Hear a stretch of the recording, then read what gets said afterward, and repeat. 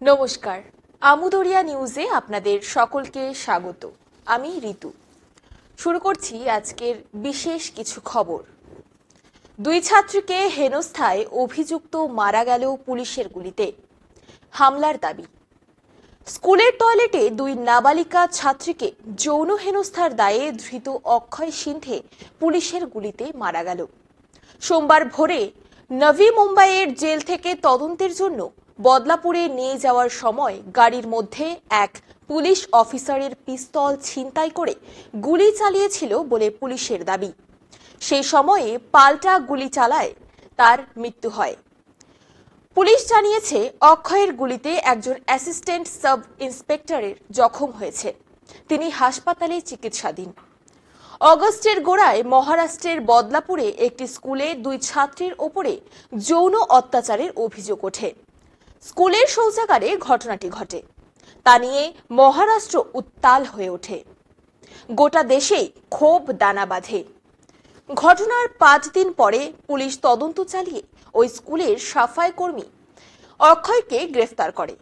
তাকে ধরার পর মহারাষ্ট্রের আদালত পুলিশকে নির্দেশ দিয়েছিল, কোনো চাপের কাছে নথি স্বীকার করে তাড়াহুড়ো করে চার্জশিট যেন না দেওয়া হয়। সমস্ত দিক থেকে নিখুঁত চার্জশিট পেশ করার পরামর্শ দেয় আদালত। এরপরে অক্ষয়ের স্ত্রী তার বিরুদ্ধে যৌন অত্যাচারের অভিযোগ দায়ের করে থানায়।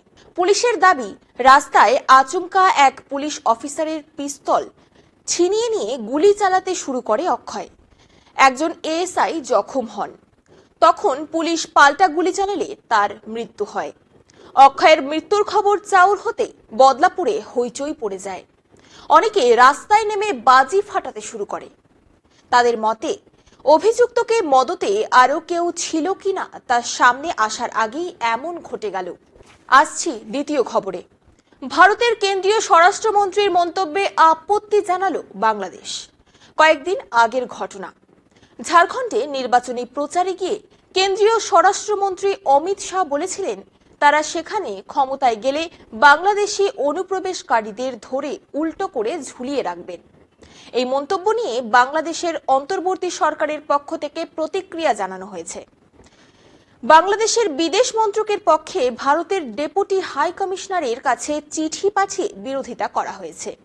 বাংলাদেশের পক্ষে বলা হয়েছে, দেশের প্রথম সারির নেতারা এমন মন্তব্য করলে তা দুই দেশের পক্ষেই অস্বস্তিকর হতে পারে। এই বছরেই ঝাড়খণ্ডে বিধানসভা নির্বাচন হবে। প্রচার শুরু হয়েছে। গত শুক্রবার সেখানে এক সভায় অমিত শাহ অভিযোগ করেন, ভোট ব্যাংক হারানোর ভয়ে জেএমএম, আরজেডি ও কংগ্রেস অনুপ্রবেশকে মদত দিচ্ছে।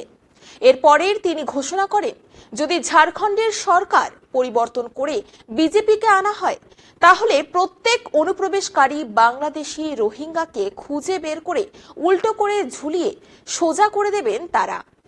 এবার আসছি তৃতীয় খবরে। ট্রাম্পের দাবি মিলল না, মোদির সঙ্গে দেখা হলো না। আমেরিকার প্রাক্তন প্রেসিডেন্ট তথা এবারের প্রেসিডেন্ট পদপ্রার্থী ডোনাল্ড ট্রাম্প দাবি করলেও শেষ পর্যন্ত তার সঙ্গে ভারতের প্রধানমন্ত্রী নরেন্দ্র মোদির দেখা হয়নি। 3 দিন ধরে আমেরিকায় সফর করলেন ভারতের প্রধানমন্ত্রী।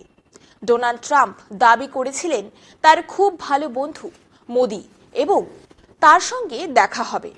অনেকে ভেবেছিলেন 3 দিনের সফরের ফাঁকে কোথাও দেখা হতে পারে, কিন্তু ভারতের প্রধানমন্ত্রীর 3 দিন সফর এতটাই আঁটুসাঁটু ছিল যে ট্রাম্প দেখা করার সুযোগই পাননি। অবশ্য কোয়াডের শীর্ষ সম্মেলন ও রাষ্ট্রসংঘের সাধারণ সভার অধিবেশনে যোগ দিতে গিয়ে নরেন্দ্র মোদি এতটাই ব্যস্ত ছিলেন যে আমেরিকার আরেক প্রেসিডেন্ট পদপ্রার্থী কমলা হ্যারিসের সঙ্গেও তার দেখা হয়নি। এই ঘটনায় ট্রাম্পের যে মুখ কিছুটা হলেও পুড়েছে তা বলাই বাহুল্য। এখন এই পর্যন্তই। পরবর্তীতে ফিরবো অন্য খবর নিয়ে। ধন্যবাদ।